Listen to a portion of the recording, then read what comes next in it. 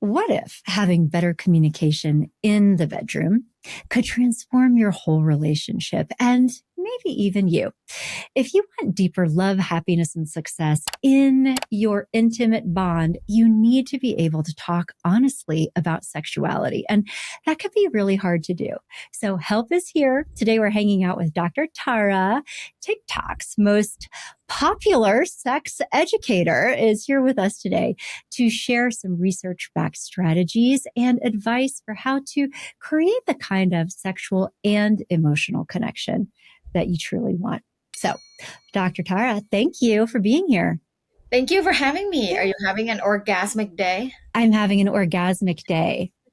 That's so cute. Metaphorically, of course, but well, can be both. Metaphorically, literally, spiritually, culinarily. I love saying when I eat like really, really good food, I love saying that it's orgasmic. I'm going to have to work that in to my, right. Yeah. So was this always true for you? Were you always super comfortable about sex, sexuality, using sexual references to talk about your lunch? Or is this something that you had to work towards in your own life? This is something I work towards for sure. I was born and raised in Bangkok, Thailand, and Thailand is a very conservative place. I grew up in a very sexually repressed environment. My parents have never, ever, ever talked about sex. I went to an all-girls Catholic school. My upbringing is a mixture of Catholicism and Buddhism, but very religious. And I didn't get to my sexual empowerment journey up until I was in my late 20s. So my whole early 20s, I have faked so many orgasms and I've had many failed relationships. And yeah, for me, it's, I know for a fact that being orgasmic, multi-orgasmic is a trainable skill. Is it okay to share? I mean, I feel like there's a hero's journey because what you talked about in your own story is that you were, came up in a conservative culture that shut you down and gave you in the process deep insight for the truth of many people is that we are not raised in families or cultures where sex is talked about, much less there's any type of support or guidance on how to become a fully functioning, satisfied sexual person. Did something change for you along the way? Yeah, it was my first marriage. And I think it's really that cognitive dissonance between being a professor teaching about healthy sexual communication and predictors of sexual satisfaction. Yet I was in a marriage where there wasn't any passion or sexual chemistry or sexual exploration. We just weren't sexually compatible. Were you in your academic career in this field prior to developing this in your personal life?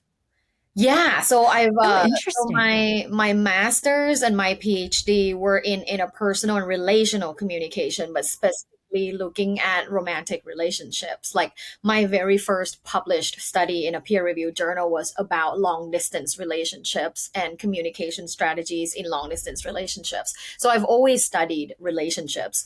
And once I graduated with my PhD from Arizona, I got a job on a tenure track as a professor at Cal State University, Fullerton. So I moved back to Los Angeles and I started teaching at Fullerton. And now I've been at Fullerton for 9 years. When I started at Fullerton, I also met my first husband. And I was teaching my sexual communication course, talking to students about research and theories about like healthy relationships and sexuality and satisfaction and all those things. And that's why I was experiencing a lot of cognitive dissonance because to me, I was teaching about all these things, yet in my relationship, I didn't have them and I didn't do them.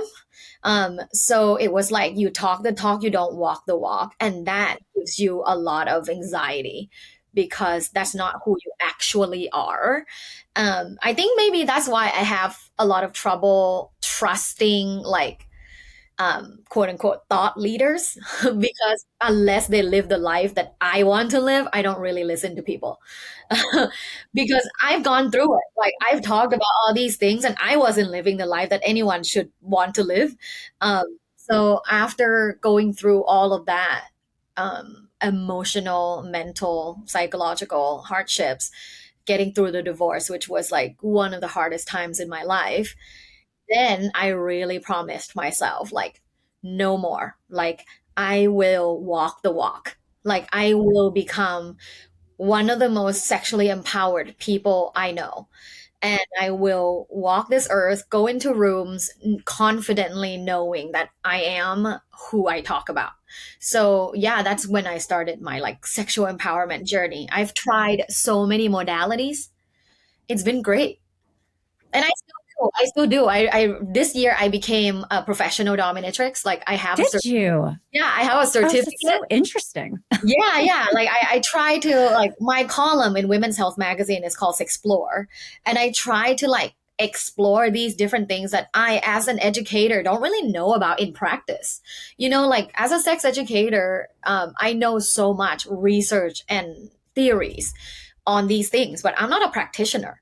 Like a dominatrix would know way more about domination and submission and the psychology of that and the practice of that than a professor.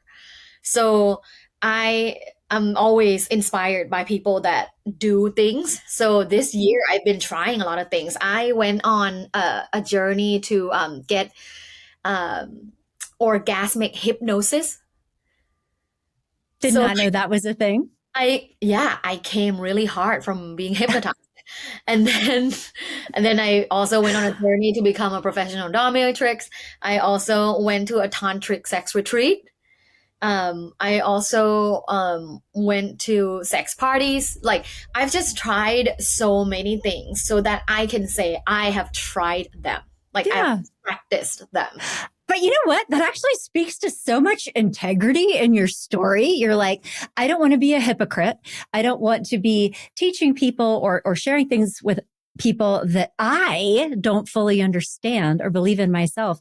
And can I just tell you how impressed I am, even just conceptually, that there is such a thing as a dominatrix certificate?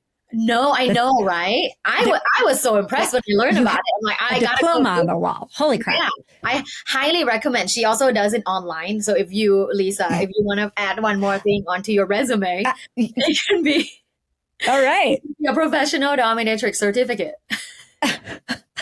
And I probably am the kind of nerd that would go to school to be a Yeah, dominatrix it if I was a lot of decided to do that. psychology, actually. Yeah, I could totally, I would see, Yeah, I could imagine that it's almost more mental than physical in a lot of yeah, ways. yeah, yeah, very Yeah. much so. Hmm.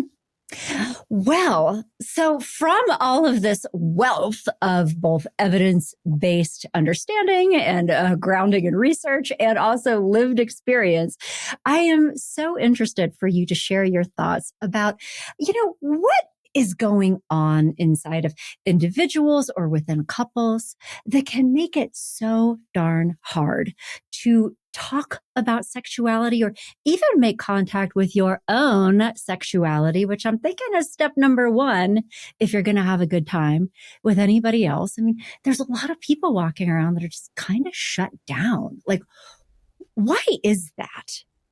Mm. I'm gonna put on the anthropologist and historian hat, say that it's because of hundreds of years of conditioning. And sex has always been taboo in the last hundreds of years, basically ever since organized religion became the main moral compass and a playbook for people to live their lives by.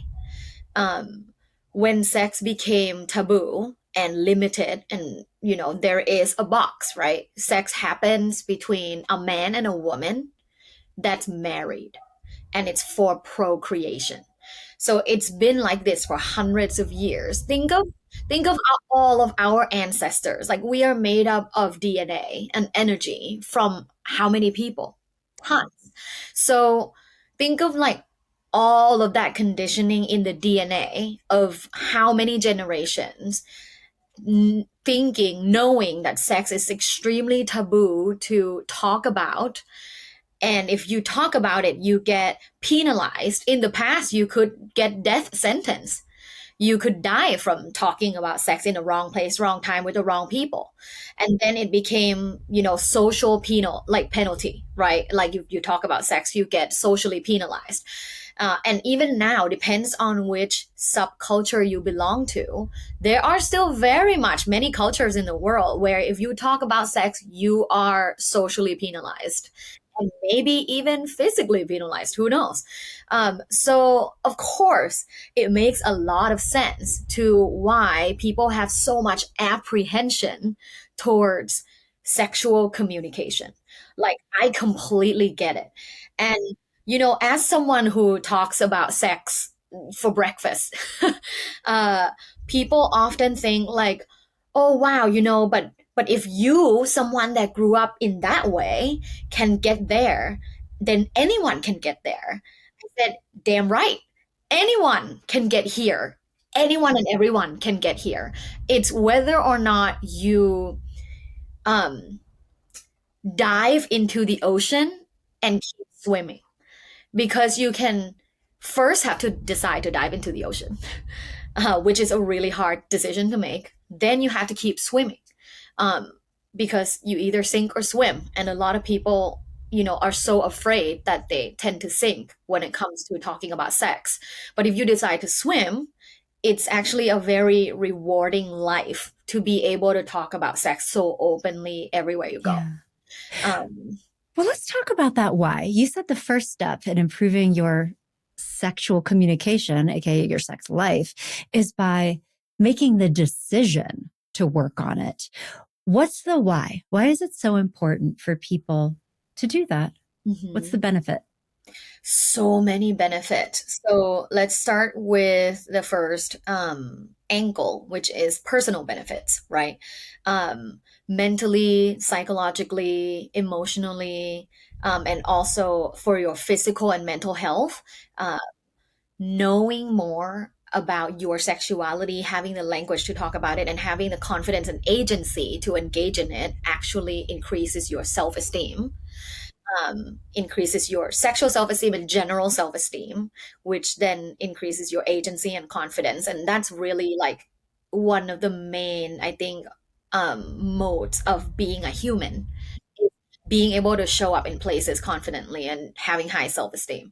So that's the very first personal benefit. Lots of research shows that people who talk about sex openly have better sex, so higher sexual satisfaction, which in turn contributes to better heart health, better immune system, better gut health and function, and cognitive health.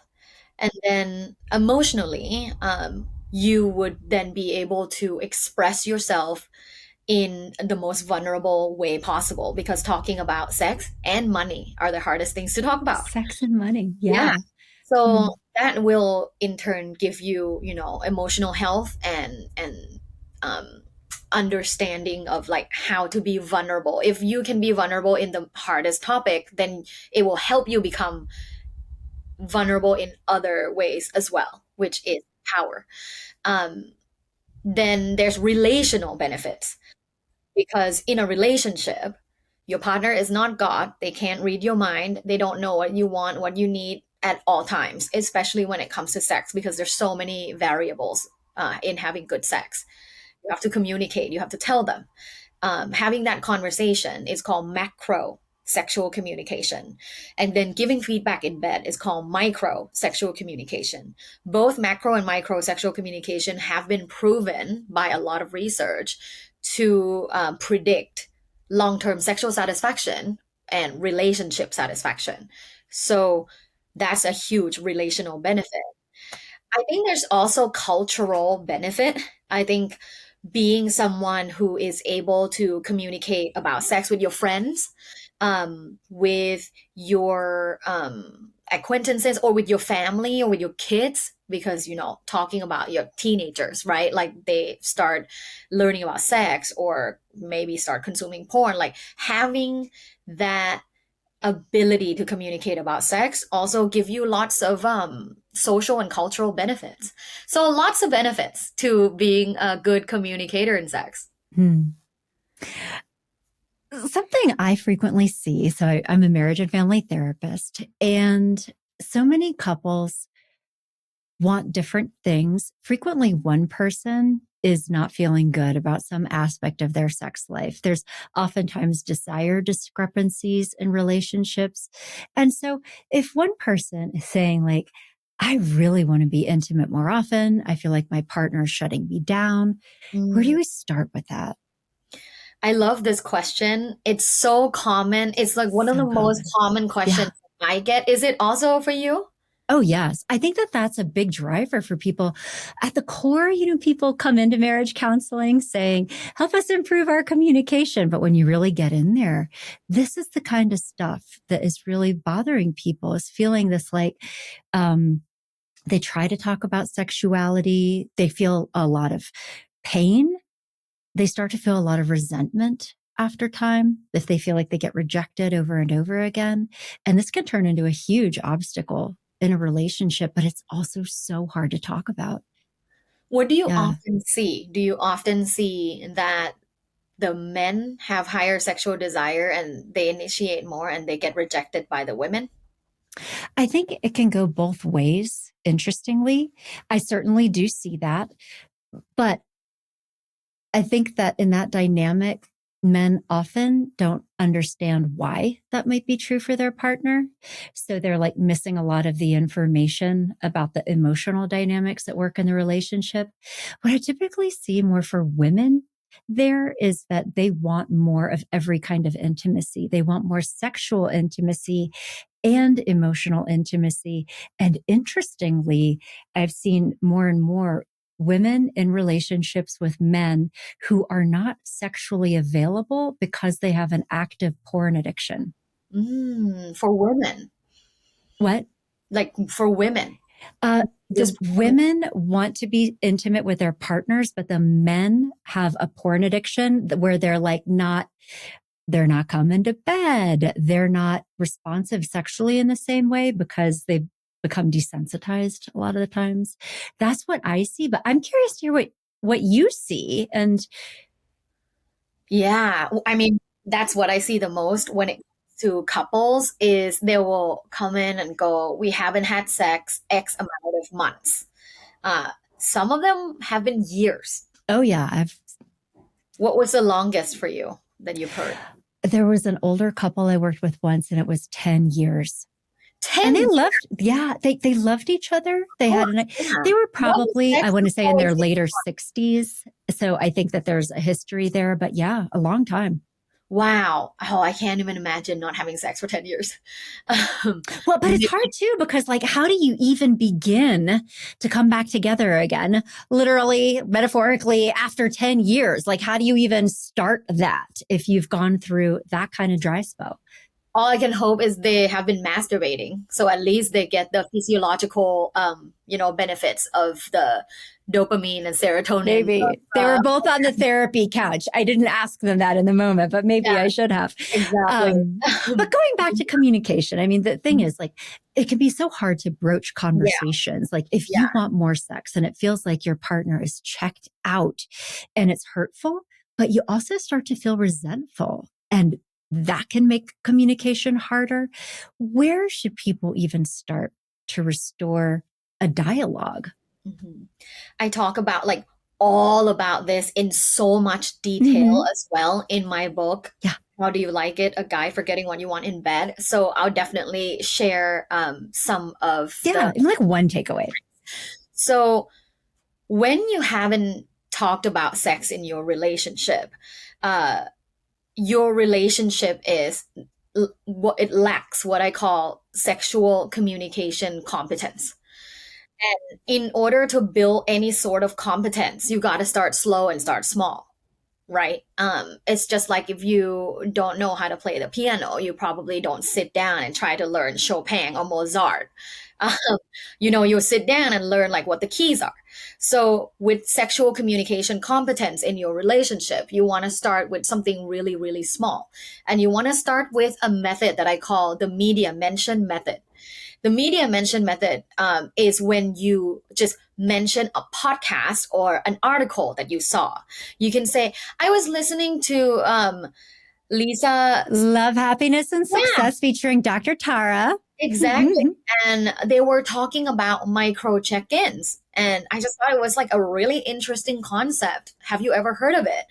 And then that starts the very low stake dialogue with a partner, because then the partner would go, no, what is it? And you can go, well, it's just like asking a simple question of like, how would you rate our sex life last year from 1 to 10? Isn't that like really crazy? And then the other person might be like, whoa, that's an intense question. And you can go, well, I mean, like she was talking about how successful it is for couples to ask this regularly, or how important it is for a relationship to ask this. I guess like I was wondering, should we answer this question together? That's the start of the dialogue. Yeah. Is that you heard That's from scary, though. I mean, like, can we just crack into this? Because, speaking from as a marriage counselor, or just with a front row seat to so many relationships, like, what if somebody is like, well, probably, I mean, the kids and everything, there's a lot going on, but, like, should I do it? I'm going to do it. 6, 7, right? And the other person is like, I'm a 2. I'm not happy with our sex life at all. That is not just like a statement that people could like, okay, thanks for telling me. That oftentimes is so triggering for the person on the other side. Their feelings are hurt. They are feeling like, oh my gosh, embarrassed. I think a lot of times a part of the feeling. My partner just told me that they're really unhappy with our sex life. And that's very important that you do that. It's a very important thing that you face your fears and do that. Right. Because there is no fun and easy way to talk about sex when one person is scoring 2 out of 10. There's no one fun and easy way. You're already in like you have problems. You have sex problems that and so like be solved. You need to know if your partner feels like it's a 2 out of 10. And going in as well as someone who has been listening to the podcast, like going as someone who's initiating this micro check-in, you need to know too that like you need to embrace that the answer can be anything from 0 to 10. Like it will happen if your relationship has honesty and your partner feels safe. They should be able to tell you the honest answer. But if your partner is afraid of you, afraid you might blow up, or they feel like they walk on eggshells, they might lie and go, oh, I think we're at like maybe 7 or 8, right? Like who knows? But that's also the symptom of a much deeper problem, right? Like that would be worse. Yeah, if they were lying. Has no emotional safety, then your partner might lie and give you a higher rating than they actually feel. But assuming that your relationship has honesty and emotional safety, both people should be able to share an actual number. And that is the start of a really big conversation, but also excitedly, the start of an amazing journey to sexual empowerment and satisfaction for both of you, because that's where it starts. It starts in a very scary place, but then the bliss comes after work. So it starts scary, then there's work, and then there's bliss. And then you continue to work. But you have to start somewhere, and that's where you start. And it is scary because there is no fun and unscary way to ask these questions. Well, that's that jumping in the ocean part. That's the jumping in the ocean. Haven't been sexually connected for a while. The answer will most likely be 5 or less. You have to accept that and then work together on it. And in the book, I talk about the first step in sexual empowerment and satisfaction for both people is understanding yourself better. Whenever I ask people, like, can you describe your sexual self to me in 5 words? They're like, I don't know. Like, where do I start? Yeah, where do I start? And I go, well, you can start by taking my sex personality quiz. I call it Dr. Tara's sexual profile. It's the first chapter of my book. You take the quiz, then you'll have the language to describe who you are in bed. I am a dynamic lover, I'm kinky, I'm flexible, and I'm animalistic. Like, what does that mean? Let's unpack. Let's talk about it. It's such a fun dinner conversation with someone you're dating or in a relationship with or married to. Um, so then you understand yourself more. That's first step. Now you have language to talk about things. That's second step. Third step, you can continue to have those micro check-ins once a month, once a quarter, whatever feels comfortable for you, because you eventually have to do it. And then the last step is exploring what I call erotic solutions. Not all sex have to be penetrative sex. Actually, women rate penetrative sex lower than just naked cuddling when it comes to sexual satisfaction. Interesting. I didn't know that. Yeah, exactly. Like long-term relationship. Yeah. Women that are in long-term relationship are not necessarily craving penetrative sex. They're craving that feeling loved and adored and skin on skin cuddling and someone looking at them wholeheartedly, playing with their hair, staring into their eyes, telling them they're beautiful, telling them they're sexy, grabbing their arms, maybe playing with their breast, grabbing their butt. Like that feels hotter to a lot of women in long-term relationships than just penetration. So there is a misunderstanding in our culture that only penetration counts as sex.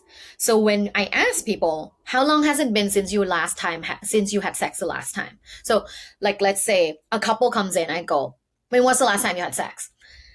They'll go, gosh, like 6 months ago. And I said, okay, so you haven't done the following, mutual masturbation, going down on each other, giving them a hand job or oral sex, or maybe watch porn together or naked cuddling, and they're like, oh no, we did that. Like we like sometimes will give each other like manual stimulation, like hand job. I'm like, okay, why don't you count that as sex?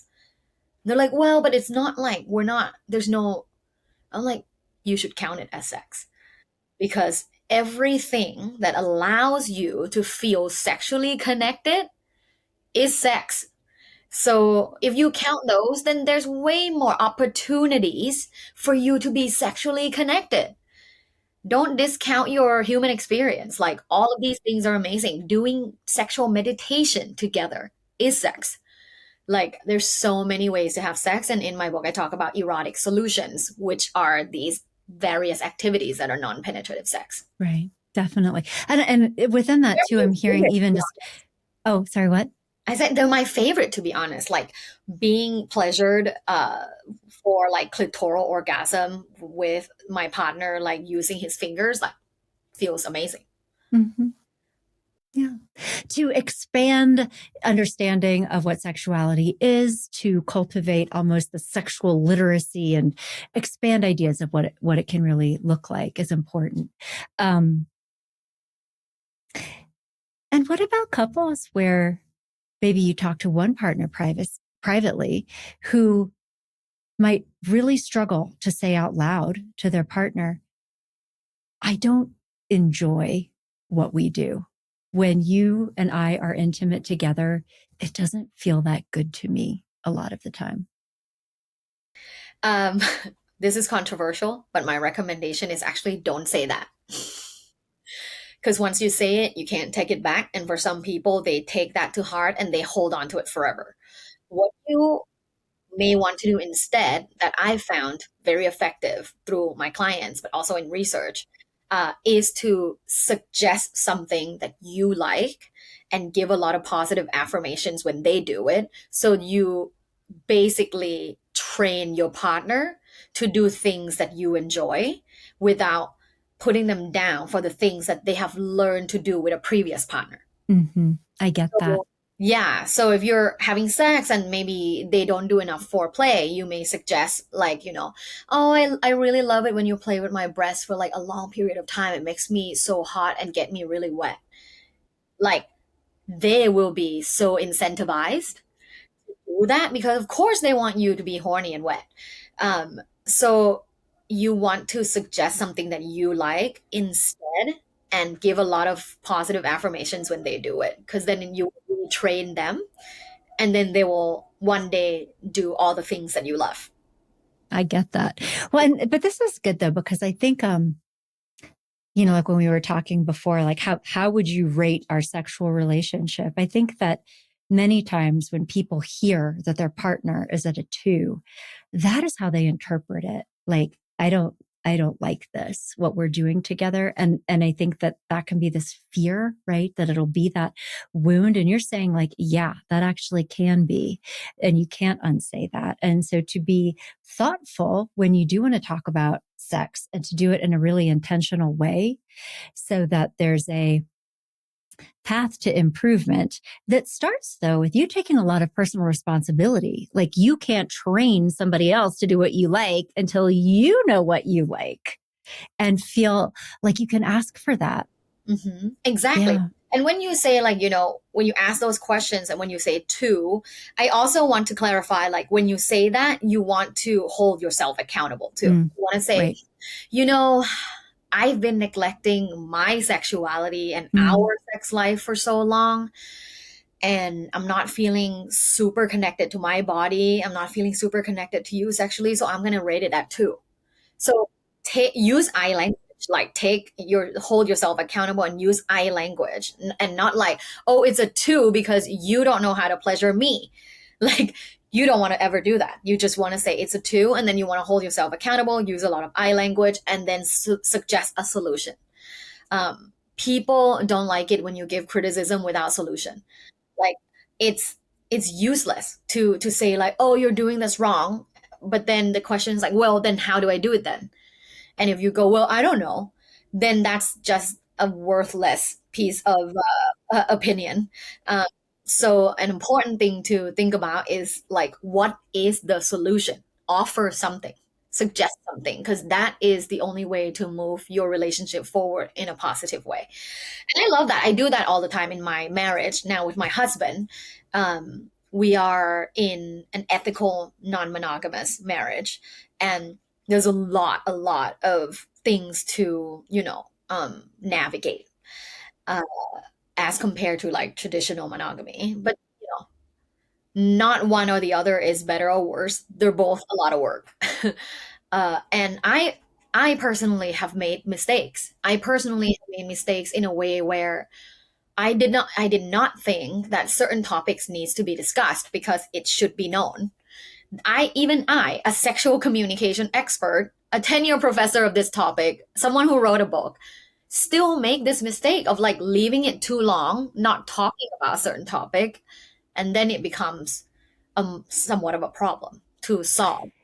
It's a, So yeah, don't be. and I don't want to ask overly personal questions, but for the benefit of our listeners, like I guess, maybe to broaden it a little bit, like what are some of the blind spots that people don't even think to talk about that will have consequences in a relationship, ethically monogamous or not?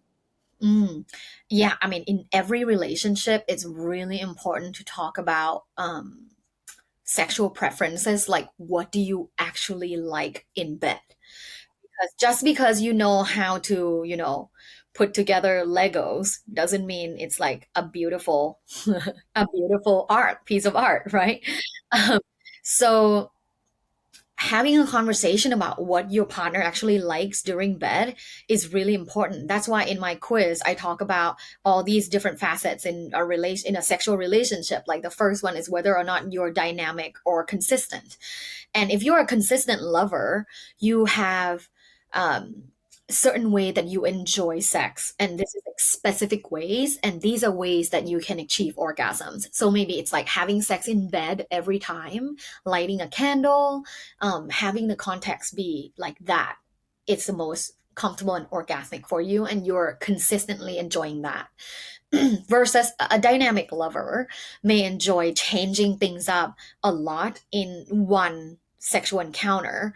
So a dynamic lover enjoys or find it hot and exciting to do like 3 or 4 different positions every time that there is a sexual encounter, or that week, we don't just have sex in bed. We also have sex in the kitchen, in a car, on the couch, right? Like it just depends on what you actually like. And I think one of the blind spots is people never talking about what they actually like in bed. So that's one thing. I think sexual frequency is really important. People never talk about that. The third one, I think, is sexual initiation strategy. People never talk about that either. But there are ways that your partner initiate that you hate, and there are ways that your partner initiate that you like, and there are ways that your partner initiate that you absolutely love. So talk about those things. Like, I love it when you do ABC to initiate sex. So that's another important one. And I think one thing that most people don't talk about that's actually really important for people in long-term relationships is, what else do you want us to explore? Like there's so many things in the world of sexuality. Like even this year alone, I've tried so many new things, and I'm supposed to be an expert, but I've tried so many new things already.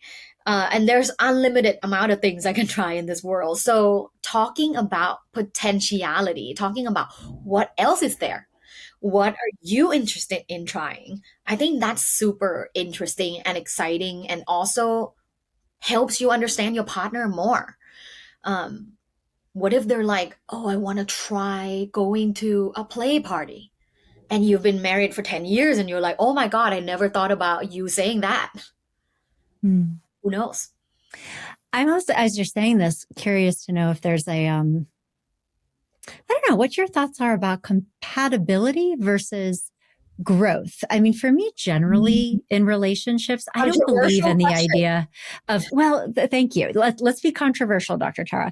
I don't really believe in the idea of compatibility. I think that anybody can have a really good relationship if they understand and value their partner and are willing to bend to the center. But I wonder if some aspects of sexuality can feel different. Like, what if your partner really wants to try something and you're like, no, I am not going to nudist sex cruise, like whatever it is, or I don't want to open up a relationship, for example. I'm really uncomfortable with that.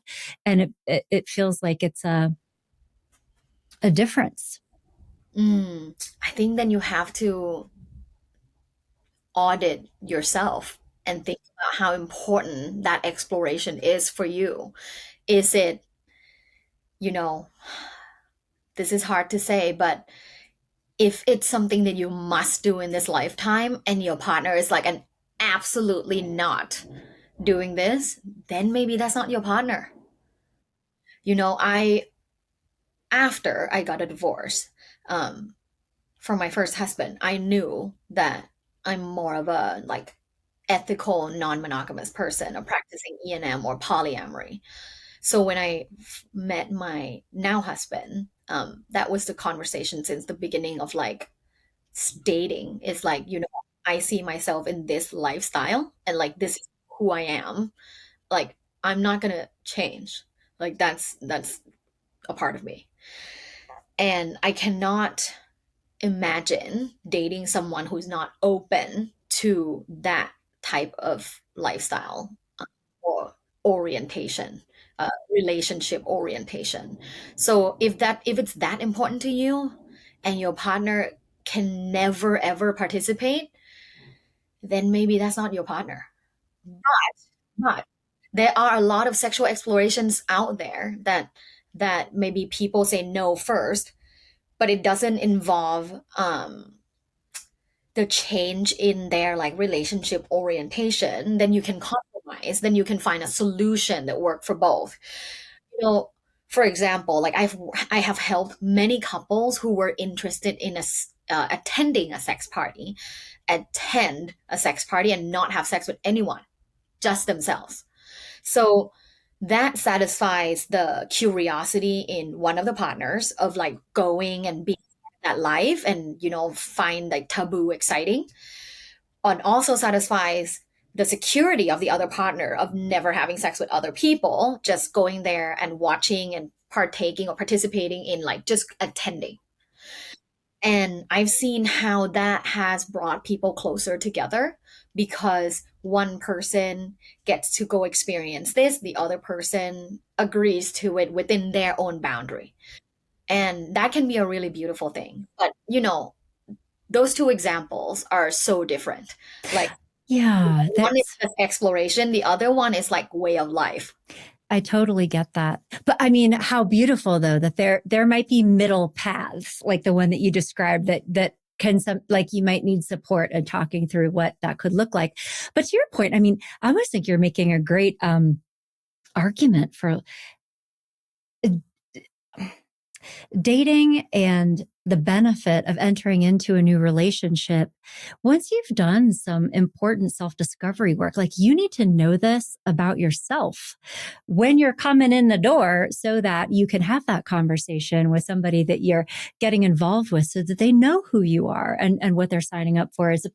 And I think it can be a different type of challenge. I talk to people all the time and they entered their relationship where they were 19, 20, 21. Like they were a kid. They didn't know themselves. And then here we are 15 years later, and they are connecting dots and realizing things that nobody consented to at the beginning because it wasn't even known. And so I think that can be a challenge to navigate sometimes, but yeah. Yeah. Mm-hmm. Yeah. Like for you personally, Mm-hmm. do you feel like you can talk about sex quite easily? I think that in some ways, yes. And in some ways, no. I mean, because I have been with my husband since I was 19 years old. So it is one of those situations. And I think that we're both pretty open people though. And so there isn't a lot of like the cultural stuff coming into it. And so I think in that regard, it's been compatible, but I think it still feels always vulnerable. Yeah, Right. of course. Yeah. Yeah. It's Well, for me, you're like, I'm so far past that. Yeah. But it's still struggling. It's still a struggle because even within the realm of talking about sex, there are some topics that are very intense and that can be hard, like with me and my husband, or the other people that I date. Um, but I think, yeah, I don't think talking about sex and money will become something that's extremely easy to talk about anytime soon. I think in the next 50 years, we're going to see more people becoming more equipped in talking about them, but they will always be a bit of a challenge to talk about. Well, yeah.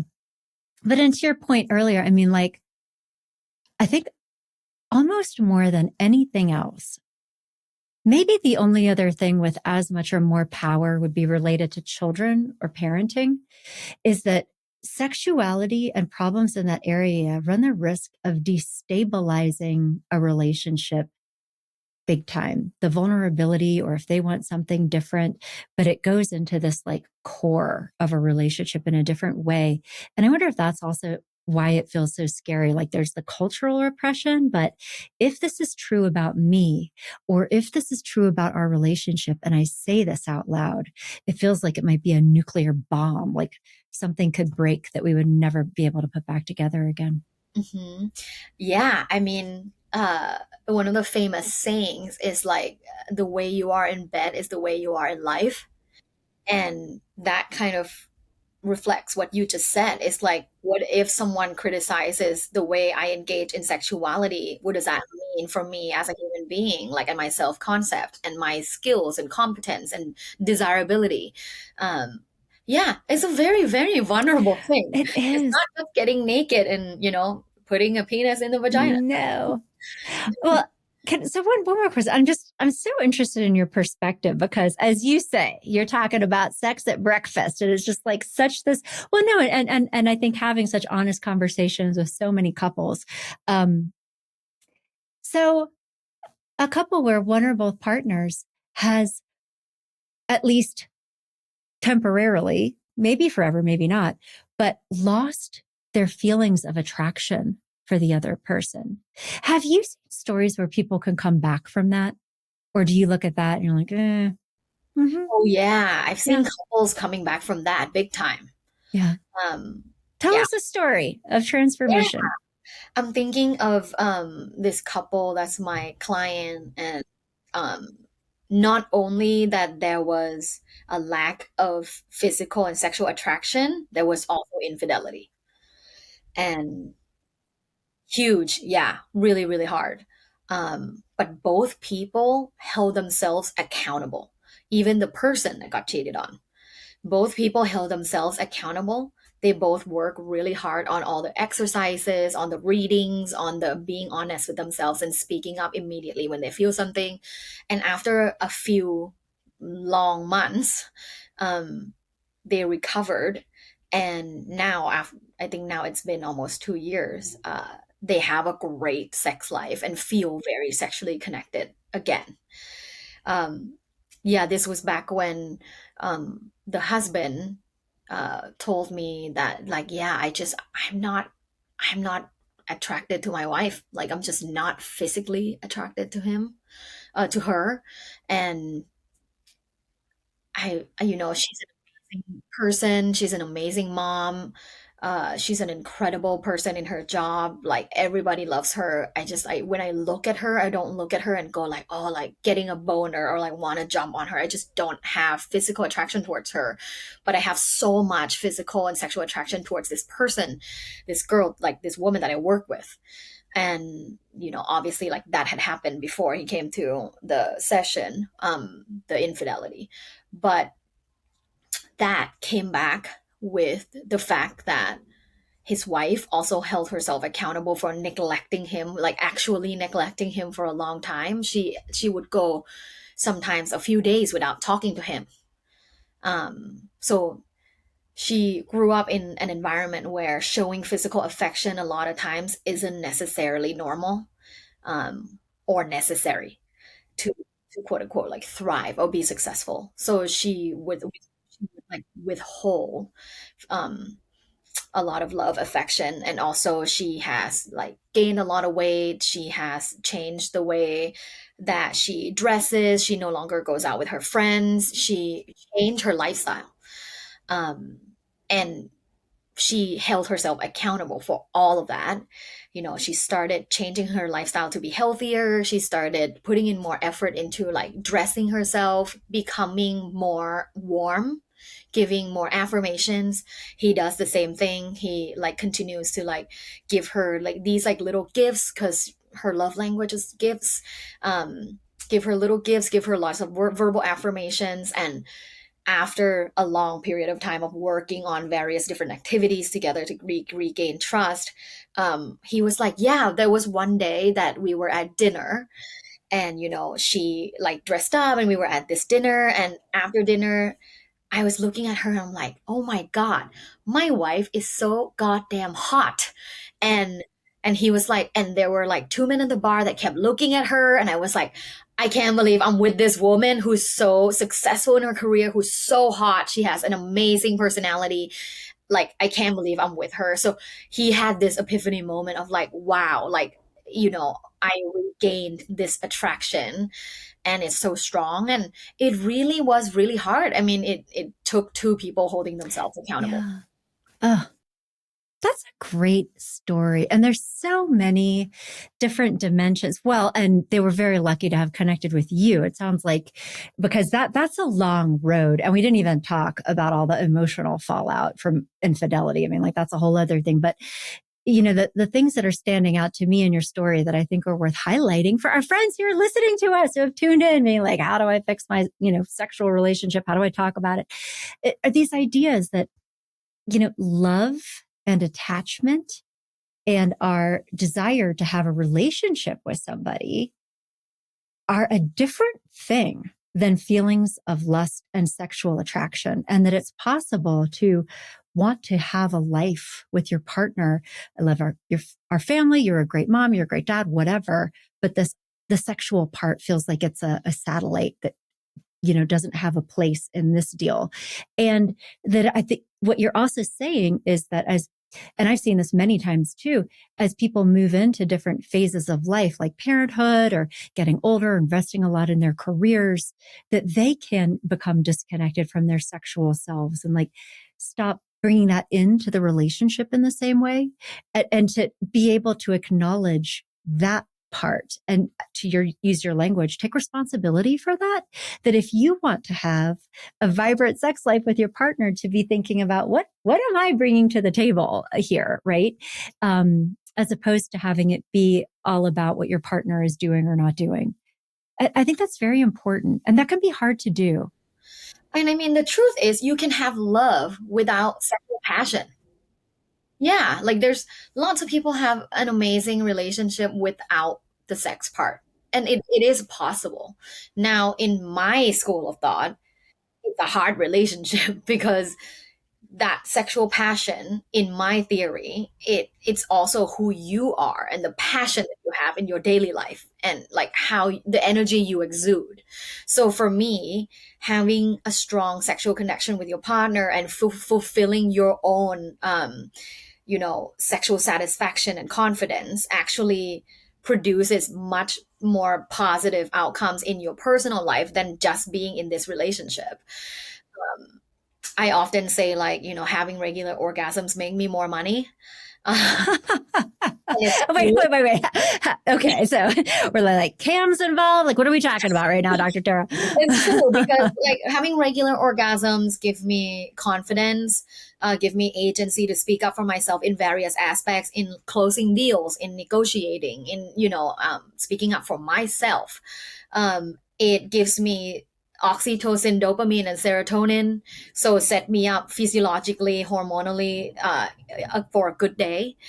So it just has so many positive benefits to have a good sex life, but it does take work. But going back to what I said is like you can have love without sexual passion, but you cannot have sexual connection without love. So love and having that love foundation in your relationship is the most important thing, because once you have that love, you're more likely to commit to working on your sexual connection together. And a lot of times when I see couples that are not working on that sexual connection together, or one person refuses to do it or reject the other person in order to work on this together, it's typically because there's no love, and there can't be sexual connection without love. A patron of a strip club, for example, I would think could feel a pretty intense sexual connection with somebody in that context. That's a relationship. Passion. I mean, really? Okay.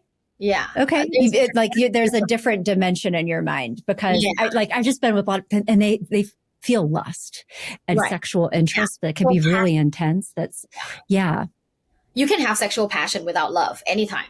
Mhm. Like I can, that they're different things. Out in a club, meet someone and have so much chemistry and have that sexual connection, but there's no sexual connection. The connection is different. Yeah. The sexual connection needs work. That makes sense. Yeah. Do you think that some people are more inherently sexual than others? Yeah. Yeah. What have you seen? This is controversial because if you talk to like an evolutionary psychologist, they would say like, it's evolutionarily beneficial to be sexual because you want to carry the species forward, because sex is for procreation. But behaviorally and culturally, like nowadays, sex is for pleasure. Sex is for connection.